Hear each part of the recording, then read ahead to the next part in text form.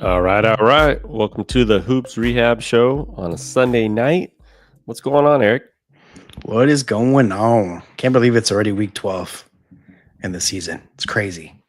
Dude, We're just talking we about fantasy. Only like a couple more weeks left for kind of the regular formatted yeah, fantasy, season in terms of regular season. It's a about trip. 2 weeks and then it's playoffs for fantasy. I don't even know how we're almost at Goes fast. Thanksgiving. As you Yep. can tell, I'm on a little vacay, so I'm off for the week here. So we're at a little different destination here. It's got a little Yes, different sir. background, but we're going to get this thing cracking. So, as always, everybody, I am the game injury doc, aka Dr. Evan Jeffries. On my right is Eric B. Mack. We are the host of the Hoops Rehab Show. You can find us at the YouTube page, the Hoops Rehab Show. Please hit that subscribe button, follow for all the content. And then we also have the Instagram page as well. After the show, we'll be uploading the pod. So don't forget to subscribe to the pod or wherever you get your podcasts. It will be up there. But we are ready to go. We're going to have a little NBA, a little NFL talk tonight. Just kind of cover both sports tonight and get things started. All Yes, right, sir. Eric. You know who made their first career start tonight? Sure do, Mr.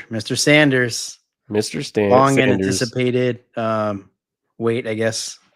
We didn't know if we are gonna see him this year, Yeah. but Yeah. it happened. So Shedeur made his first start.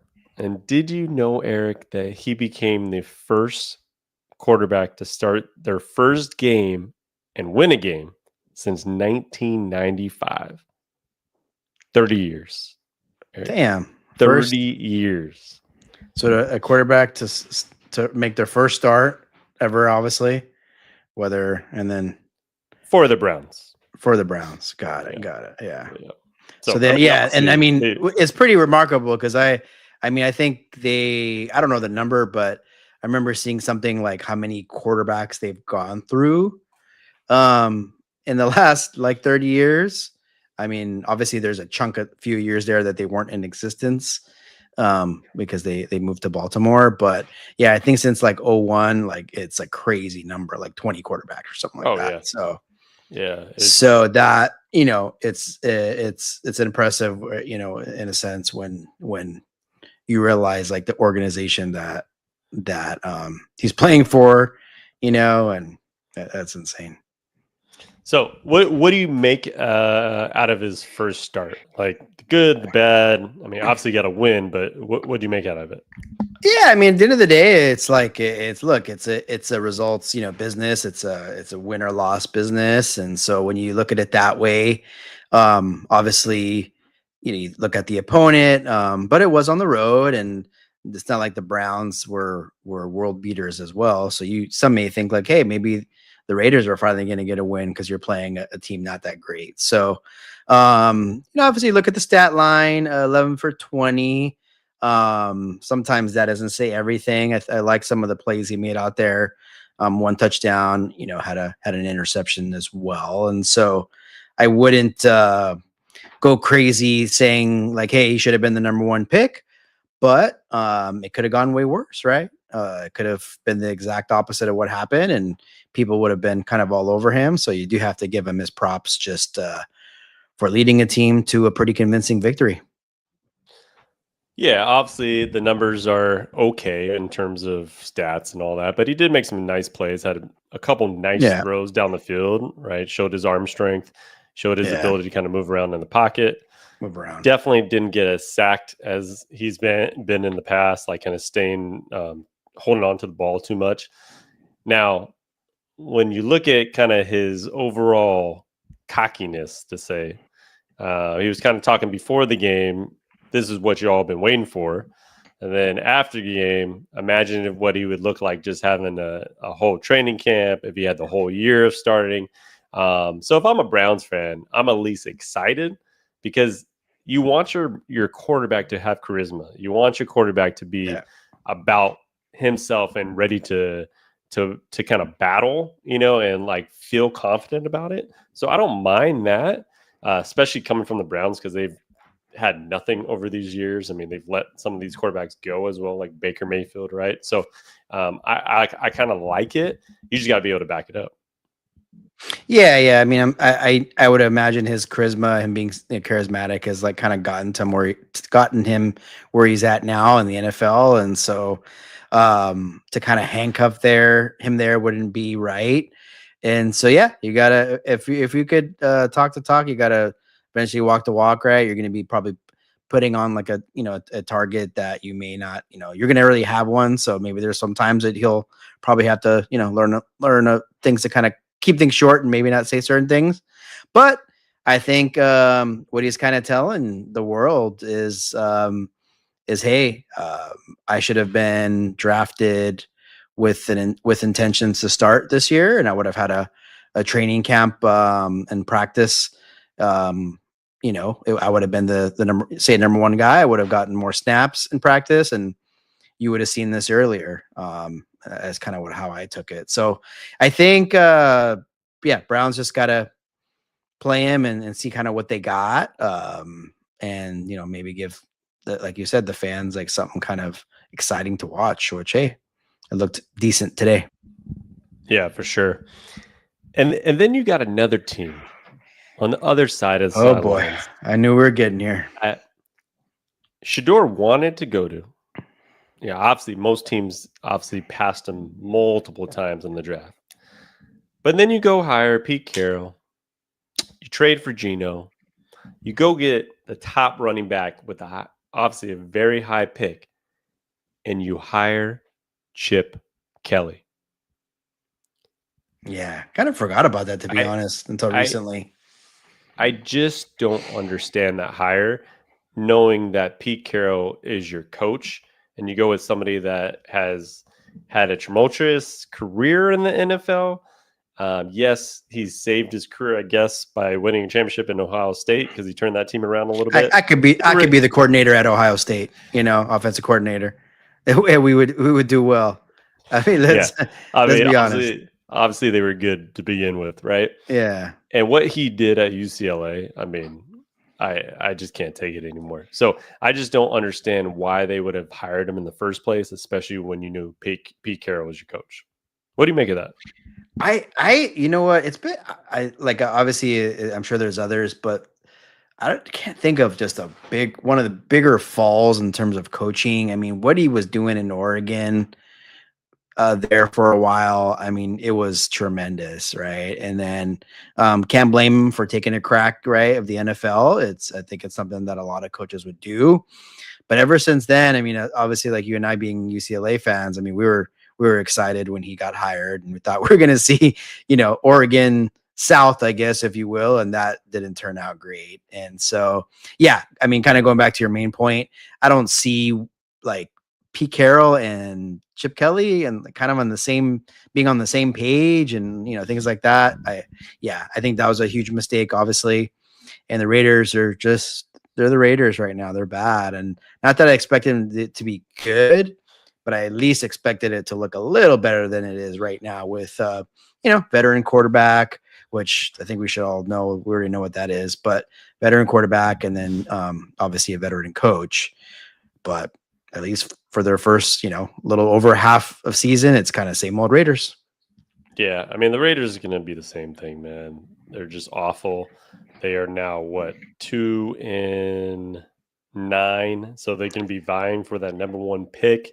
You got Tennessee, who's 1-10, but obviously they're not going to be picking a quarterback. And at this point, you can't rely on Geno, so you would expect them to pick a quarterback to bring some sort of juice to the Raiders. I don't know if that's Arch Manning. I can't imagine him in the black and gold. I know.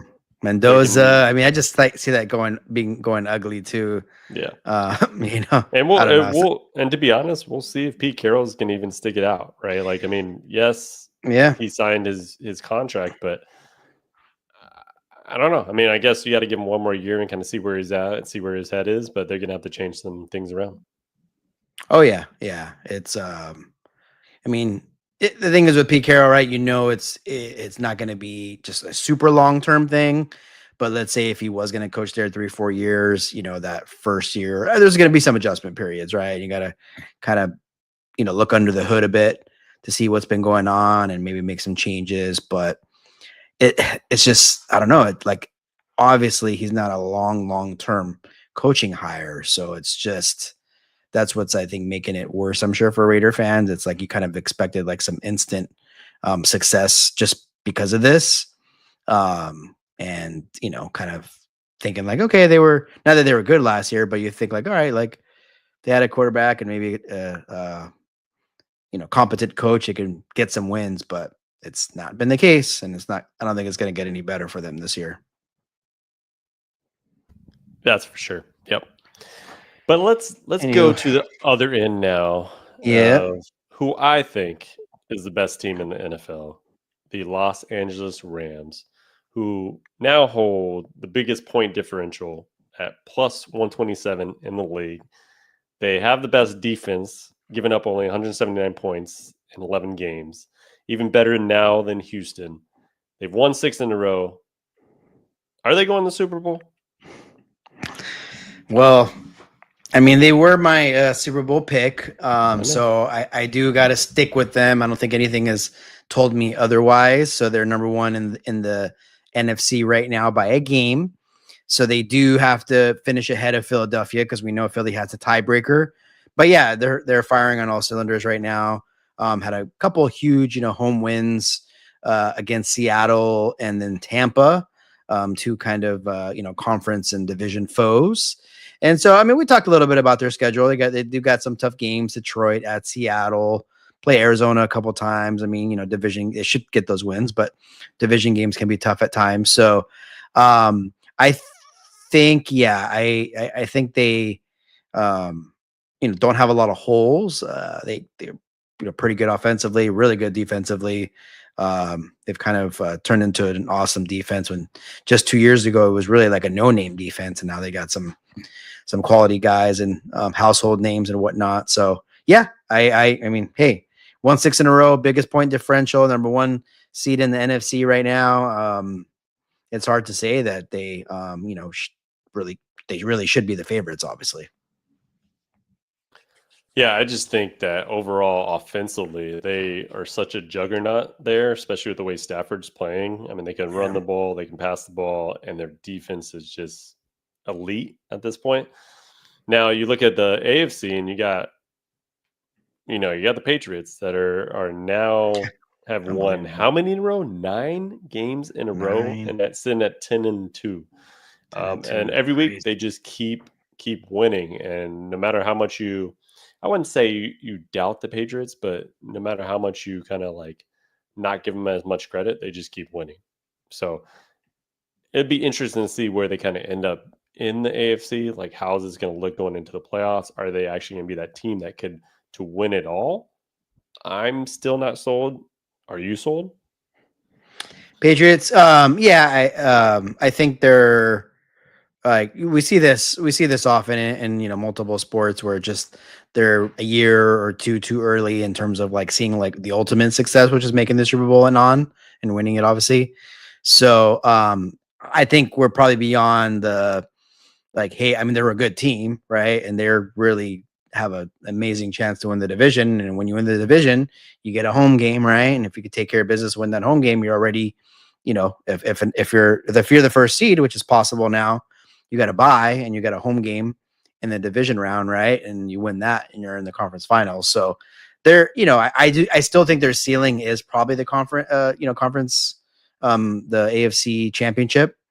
I really do believe that. I just think someone's going to come in like a Baltimore, even a Kansas City, Buffalo, right? I just think somebody's going to knock them out. But yeah, obviously a good sign for years to come for that team.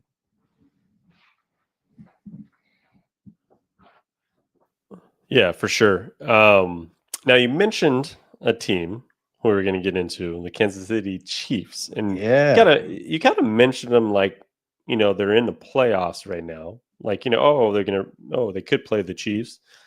Eric, they're 6-5, and they're the 10th seed. I know, it's crazy. What makes you think that they're going to get there? What'd you see out of the Chiefs today? Yeah, I mean, look, I don't think by anybody's surprise. Like, I'm sorry, I'm going to their schedule right now. Ooh, got a big one coming up on Thursday, which I'll talk about in a second. So they've had different types of runs to the playoffs through the playoffs into the Super Bowl. So they've had like the dominant year. Their last Super Bowl, they were okay. They did still win the division, but they weren't really a favorite going into it because they had 10, 11, I think 10 wins or so. And so I kind of see like this team like that. The only problem is Denver and the Chargers are, having decent seasons, and it's going to be really hard to catch one of those teams, in particular Denver, to win it. And so, what I guess I like today is like Colts, right? Or they're playing really good. They went up early. Colts did. There was just some uncharacteristic type of mistakes that the Chiefs made.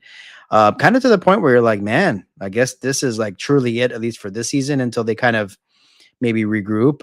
But just in kind of Chiefs fashion, some balls bounced their way, just made the right plays. I still think they're like missing chunk plays, and they're trying to get um, you know up the field going 8 to 9 yards every play. Like that's not going to be a recipe for success like long term. But I like just the way they beat a really good Colts team, where I really thought it was going to be kind of doomsday for them. And so they still got a lot of work to do. I think that they play at Dallas on Thanksgiving. Ooh, that's going to be a good one. That's gonna be one hell of a game there. Especially with Yeah. like I feel the way Dallas is playing, they got a little bit of momentum right now.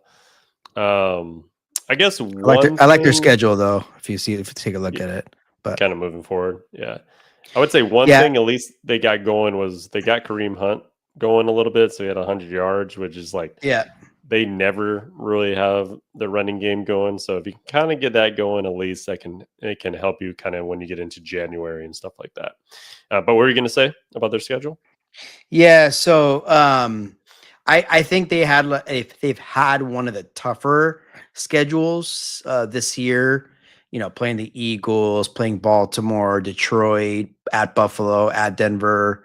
Obviously the Colts, the Chargers. I don't know if I mentioned. I mean, they're in their division, so of course they're going to play them. Um, so they've had a couple. I mean, they've had the Raiders in there too, so it's not all been bad. But I feel like they've had like a tough schedule, and for them to be 6-5 coming out of it, it's decent. So they got at Dallas, which I think will be kind of like to be honest, kind of for both teams. I think the loser is maybe out of it. Dallas, it's going to be tough to make the playoffs, but if they kind of win out or maybe lose just one game, they have a small chance. But anyways, so they got at Dallas, then they got Houston, home against the Chargers, Tennessee, home against Denver, then the Raiders. So Yeah, so I mean, they got some there's a winnable few games, but wins they there. also have some tough ones, and kind Yeah, of looking at the teams ahead of them. You look at like for me, it's the Chargers that are kind of falling apart a little bit. They're still 7-4, but that's like a team that could slip. You keep seeing teams like Jacksonville, which they continue to win, so they are 7-4. But I would imagine I can't imagine them continuing to get 10, 11 wins at this point because a lot of times they feel like they're going to lose. I know. Um, and then Pittsburgh's gone. Yeah, And get then them out of there. I no mean, disrespect, but Texans are, or you can't really count them out right now. Their defense is yeah, tremendous, but yeah. But the Texans just went and beat the Bills, and they're playing their ass off on defense. So, but the Chiefs do play the Texans, right? So those are matchups that they're going to have to win. You got to beat the Chargers, you got to beat the Texans, in order to kind of get there. So Thursday would be a huge game for them, for yeah. both teams, right? So that will kind of determine their playoff fate.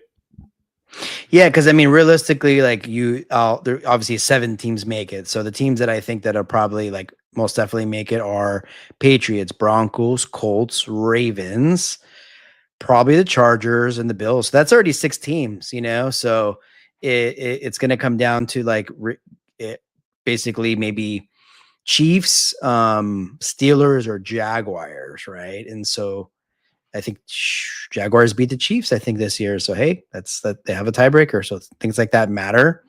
But yeah, anywho, um, they at least stayed alive for 1 week, and obviously it's just one of those teams. If they make the dance, it's like going to be a team that's going to be tough to obviously take out. Although it just doesn't seem like the typical Chiefs team right now. Yeah, I stand corrected on the Jags schedule though. They got the Titans twice, and they got the Jets on their schedule. Ooh, see, well, That is 3 teams there, and then they play the Colts twice and Broncos, right? So you're looking at like you got to almost have them lose one of those games against Tennessee or the Jets, because they also have yeah. they have some tough teams to play. But I just that looks like at least a 9-8 team, or 10-7 at worst, I think, as a team. So Yeah, you kind of hope that Jacksonville just has one of those clunkers they just routinely have, and it happens against one of those, maybe against the Jets or something, or But yeah, that head to head, like as I just mentioned, I think looms large. Because if they do end in a tie, Jags move on. yeah, for sure. All right, so that kind of wraps up our NFL discussion, and we're going to kind of switch on to the NBA and talk about those Lakers who were in action tonight after 5 days off. They played Utah again in Utah and barely got by at the end. It was much closer than it should have been, but they ended up winning by 2 points. So, what did you make out of the game? Kind of LeBron's second little game back, so he's still getting his footing, his game shape kind of under him. What'd you make of the whole game? Yeah, it's this time of the year, regular season, and wins a win. You got to just stack up wins. It doesn't really matter how it looks at times. I was kind of curious how they were going to come out with having the 5 days off. They weren't really necessarily flat. I mean, I feel they were kind of at least in the game or winning by a bit throughout it.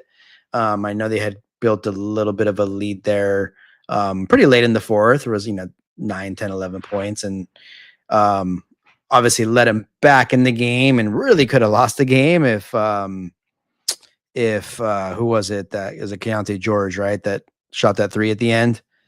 Yeah. And so we always hear about the make or miss league, right?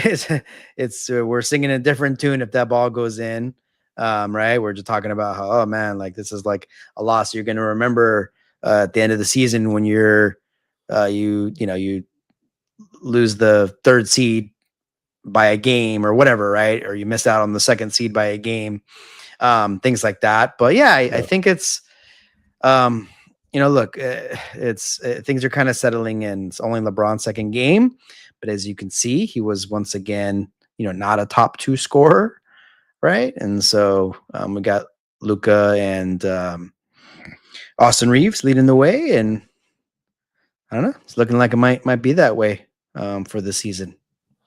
Yeah, we were talking about that, making sure that Austin's going to get his, Luka's obviously going to get his, and they both led the team with 40 minutes apiece. Yeah. Now LeBron, watching him kind of play, he started the game 1 for 7, and then kind of got a couple shots in, got a little bit of rhythm, kind of got things going. But when I was looking at him in the fourth, I know he's still getting back in game shape, but there's a lot of standing in the corner he's doing, right? So it's like Luka or Austin Reeves bringing it up, which is fine. But there's a couple possessions where he stood in the corner with his hands on the hips, like not even ready to kind of receive a pass, even if it was swung to him, right? And then there's a couple, like 3 possessions like that, almost in a row. And then finally he got involved and he kind of did a little screen action with Luka, got the ball and then passed it over to, I think it was Maxi Kleber for the dunk, right? So they're able to get some rhythm there with just putting him in some action.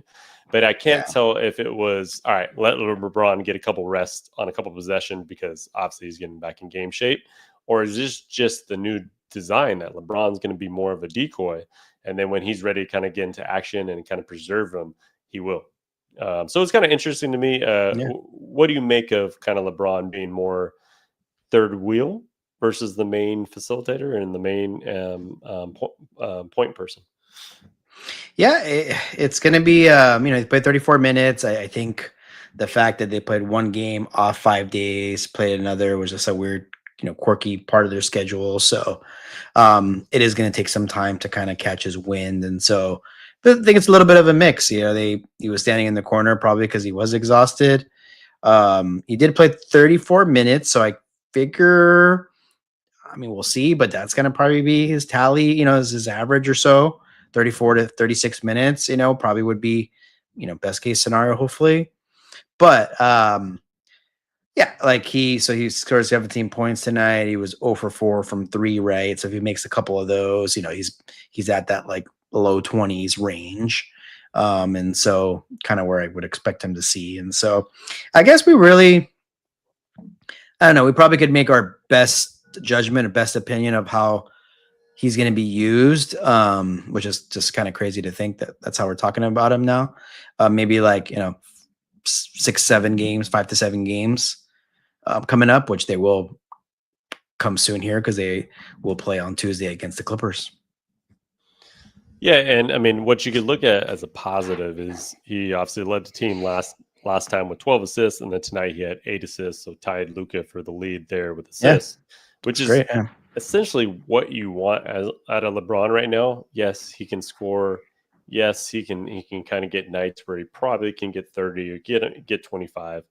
But if he can just be that third facilitator and then almost like your leading assist person every night, I think that's a win in terms of where he is in his career in his 23rd season, still looking like this, because we've seen the fall off with most of these athletes, right? Especially these star players. Melo falling off. I mean, love Chris Paul, but just look at him this year. I mean, it's been so bad that he announced his retirement. Like, right? So he could just tell, like, this is it, right? Like, my body's either not there, or I'm just not physically able to do what I used to be able to do. And to be honest, what LeBron's doing likely will never be done again. And the fact that he still looks like he did 5 years ago when he plays is just freaking amazing. I don't know how to make out of it. Yeah, I mean, it's we've talked about it, like where we don't know if all of a sudden like him or whoever is they're just gonna hit a wall, and it often doesn't end gracefully. And this is for pretty much just a lot of great players. Like I could think of like Hakeem Olajuwon, like on the Raptors, right? Just like Patrick Ewing on like Seattle and the Magic. I think you talked about Chris Paul, obviously more recent. I mean, practically everyone. I mean, I hate to say it, like, MJ lovers, and I love MJ too, but he was pretty good on the Wizards, but it wasn't obviously near kind of what we knew of him, and that could have been partly because he was off a couple seasons again. But you get my point, and so it's crazy that that LeBron's downward spiral, if you want to call it that, is going to be like 20 points a game with like 8 or 9 assists a game. Right. I mean, that's pretty remarkable with when the guys that we're talking about, I mean, their last season averages. I mean, even like Tim Duncan in his last year, Dirk Nowitzki, right? I mean, I hate to say it, Kobe Bryant, right? And so it's pretty crazy. Yeah. And to me, when he was talking about Chris Paul today, LeBron doesn't sound like a person that's retiring. Like, I know he's not going to, like, show his cards and things like that, and he's going to make a decision with his family, but I don't know. I feel like you can always tell when somebody's retiring. And I don't think all of a sudden, like, say they get to the new year, he just announces it. Yeah. And I also just don't think he retires just like at the end of the season without having a whole retirement kind of tour. I mean, I would be shocked at that, just given the way LeBron has always stayed in the media, stayed in limelight, and kind of has made it a big deal, right? So I can't imagine that. So it might be looking like LeBron's coming for a 24th season. I don't know, just based off of how he's reacting to things, and I know he dealt with the sciatica this year, and his body is going to be a little different, and he's probably more tired. He said one thing he did say is like, I'm just glad I didn't have to go on road trips, right? So like he Yeah. obviously the whole grind is difficult. So we'll see. I mean, I don't know what you think of like his retirement plans, but it's kind of interesting. Yeah, I think sitting in like obviously November 23rd, I think he's gotta like go through another season of like what he said, road trips and some back-to-backs and 3 games and 4 nights, a playoff run, and then it's a business, right? Really see what is out there for him. Are like is he gonna play? Is he gonna stay on the Lakers, or is he gonna go somewhere like where it's going to be good for him and his situation, and right, there's just so much to it. And I mean, I don't think he'll be like forced out of the league or anything like that, right? I think will be able to have a home in a lot of places, but I just think all those things will be a factor. What kind of deal is he going to be looking into signing for? Is our team's going to really want to do that if it is up there? And I think like, I don't know if he's going to retire or not, but I think might be probably one of the first years that he probably truly doesn't know either. He wants to just get through this year and see kind of where his body is, and think about it. Does he want to do that all over again? Whatever he just did, do I want to do that once again? Year older, right? I don't know. Yeah, no, I think this will be the first actual like test of like really contemplating whether or not he should come back. Yeah, Just because I mean how the reality of it, right? 23 seasons in, his body, the grind of the NBA, potentially not being on the Lakers too, right? Like, I mean, that's kind of hmm like seems like that's in the cards just based on what happened this summer and then also just his contract. Does he want to go somewhere else? Start a whole new thing for 1 year or something like that. So yeah. there's so much in the air for that. I can't imagine it being an easy decision to make. Yeah. Like if he was gonna stay on the Lakers, right? With depending on how things happen this year, what's going on, I'm pretty sure it would just be 1 year, right? Might be able to be a decent amount, because they can probably afford that, right? Because that big 2027 thing that wouldn't ruin those plans. So I can see maybe that happening even a little bit. This depends, right? Depends how the season goes. I thought it was like no chance like earlier this summer, but now I'm kind of softening up on that. Yeah, and the fact that the Lakers seem to be contenders and like there's scenarios, right? Like imagine if the Lakers won this year, would you just Yeah. retire on top, or you try to do one more year and kind of run it back with the squad and see and say this is my last year. We've already won. Let's see if we can do it again, or you just call it quits after winning, right? So there's different Yeah. scenarios. I mean, that we won't know until the end of the season, and there's teams out there like the Oklahoma City Thunder who are 17-1, and I Oh don't my know how many god. people are beating that team because I don't know if you realize this, Eric. I Are know they we're going to go on a 17-1? tangent. They are 7. They are 17-1, and I believe the last 11 games they've won by double figures. And I don't mean like double figures, like, 10, 11 11, like points. 30, 29, like just dumb stuff like that. So that is going to be a team that's going to be a reckon and hard to freaking beat. And I still don't think Jalen Williams has come back yet. Like from Yeah, that. I was gonna say when they beat the Lakers that one game, I know we had a conversation about like, are they gonna break the record? And they've had 5 games since that and have obviously won all of them convincingly. So yeah, Yeah.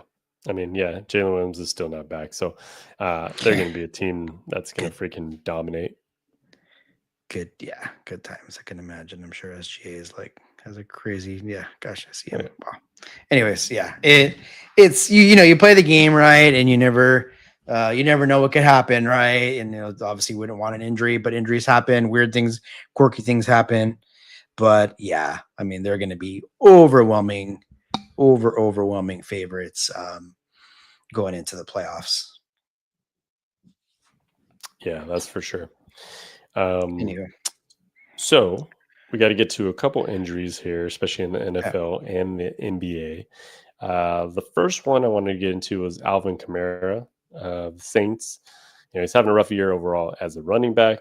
But he did leave the game with a knee sprain, and it based on the mechanism, it looked like an MCL because the force kind of went from the outside in. So they'll probably be doing an MRI, which will determine the severity.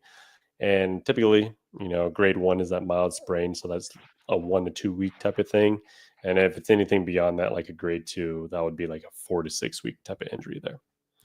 So I don't know if you saw the injury or kind of what you think of Alvin Kamara's season going on too. Yeah, I mean, it's tough because on the other side of 30 now, we know how it is for running backs. They've really been just irrelevant since Drew Brees retired, and so it's been tough. I mean, he's still been putting up numbers, surprisingly, kind of the last couple of years, like not like just kind of not bad, right? Like this year's been a little rough in some cases, but yeah, it's would imagine next year and things. I think it's got to be a little bit coming towards the end of him being at least a productive running back. And so he's had a pretty solid career though. He's had a decent made a career for himself over there on the Saints. But like I said, he'll be 31 starting next season, which is obviously very young in the real world. Even in maybe basketball, or if you were a quarterback or right lineman. But we know how it is with running backs. In the running back world, that is a geriatric running back. Exactly. So, I know he wants to stay his career with the Saints, but I just don't know what is based on the squad and how bad they are and kind of like in that rebuilding process. It might be time to kind of move on. Yeah, I feel like he was like, I mean, hey, like I'm all for, staying true. Maybe he loves New Orleans, but I feel like he could have been a guy that maybe, could have got him out of there and maybe put him on a decent squad or something. And, you see that sometimes, right? Like Derrick Henry, right? Going to Baltimore, something like that. Obviously two different backs, but is what it is. He obviously is happy where he's at. For sure. All right, so the second running back I want to get to was Ashton Genty, who left the game with seems like a low grade, kind of high ankle, based on the mechanism, the weight of the defender on his ankle. But it looked like it wasn't too much, so I'm hoping that's more of a mild type of high ankle sprain. But even with those tend to take about 2 weeks to heal, so he might miss a game or two. I mean, if it's anything longer, that's usually another 4 to 6 week type of injury there. Yeah, it's been I mean, speaking of the Raiders, it's just been even a tougher season for him, and so yeah, hopefully, you hear about like sophomore slumps. Hopefully, it'll be the opposite for him next year. But yeah, it's been injuries. It's been just kind of the line, his play a bit. Definitely like not a rookie season. I'm sure that was anticipated for him. Yeah, I think he is the number one hit running back, like right when he receives the ball or like within a yard of him moving. Essentially, it's how bad his line is. But I would imagine that would be kind of fixed next year when they just hire somebody that actually focuses on a running back like Genty, because Chip Kelly is probably not the solution for that. So. Yeah, I know we already talked about Chip Kelly, but that's another good point. He's never really been big on protecting his running back and having a game plan around creating holes for his back. So hopefully with a new face in there, it'll help him next year as well. Yeah, for sure. And then I would say probably the biggest injury of the night is Baker Mayfield went down against the Rams. He was already struggling against them, but it was in that second quarter when he was kind of going for a run and he got hit in his shoulder and kind of hit the ground as well. That's when he went into the medical tent, was checked out, and then went back in the game and was kind of throwing like the Hail Mary and then landed back on his shoulder. So he left the game, never returned, and they said it was a shoulder sprain. the way I see it is this is the same shoulder that he tore his labrum and had surgery on. So sometimes there is already like an instability because of that. So there's two things I'm going to worry about the shoulder. One, I want to make sure the labrum is still okay. He didn't do any damage to the kind of surgery that he already had. And then number two, you're looking at, is it more of an AC joint injury, or did he stretch out some of the shoulder joint ligaments, right? So that'll be kind of what we'll find out on the MRI tomorrow. Did I see who the backup is there? Was I watching that right? Yes, Eric. Wasn't he coaching high school ball? Yes. Teddy Bridgewater. Teddy Bridgewater was coaching high school ball last year. I could swear. I know something happened there, but yeah, tough blow. I mean, they were Bucks. I talk about injuries. Like I'm sure I don't have the exact stats, but they have had a lot of injuries to skill positions this year. They were Mike Evans, Godwin, Bucky Irving. I mean, the list goes on, and then they had some of their line go down as well. And Baker Mayfield in and out. Yeah, I mean they were 6-2. They're now 6-5. So they've lost 3 straight. Some tough opponents. I think Pats, Bills, and Rams. I do like their schedule the rest of the year. Got Cardinals, Saints, Falcons, Carolina, Miami, Carolina. But Carolina's playing pretty good though. So it looks like that division will come down to those like last 2 to 3 weeks. But they do need Baker Mayfield to be, I think somewhat healthy to have a chance of making the playoffs. And for full transparency here, Baker Mayfield is my quarterback in fantasy, so that didn't really help. But I played. He was at Bogies last night. I'm just kidding. I played Eric this week in fantasy, and he pretty much alone beat me with Jahmyr Gibbs and his 55 points, because I currently have 56 points going into Monday night. So that was pretty much a blowout.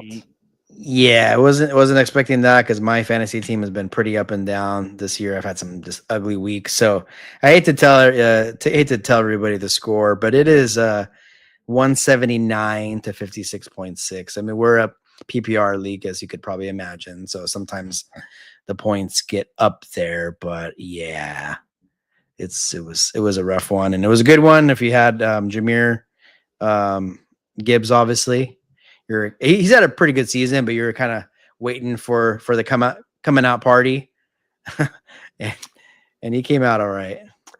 When people talk about retirement in the NBA or NFL, there should be like some of that retirement in fantasy football. I feel like I've given the game as much as I can. 20 plus years in this fantasy football world. Have we done it 25 years now? Have we done 25 years? I was thinking about that. I think we have. About the year 2000, right? 2000. Yeah, I think I'm working on retirement. Rich Gannon was my quarterback. Yeah, that'll age us a little bit, but 25 years in the business, it's a lot to give, and it's a struggle with fantasy, and it's just so I hate it. Like when you have like a few teams, and then you're hoping the one guy does good, but then you're playing against him in another league. It's a mess. I know one thing for sure. Next year, I'm for sure just gonna do like one max. Yeah, max of 2 leagues, because it's just too much. It is too much. But right, keep playing it, guys. I know you will. So, we love it. Anything else you got for the rest of the show here? That's it, man. We got the NBA Cup, Lakers Clippers on Tuesday. I'll be there. That's right. 8 p.m. local time start. Jesus. Yeah, the latest start ever. But all right, everybody. For the Hoops Rehab Show, we are out on a Sunday night. We will see you guys soon. Peace out. Peace out.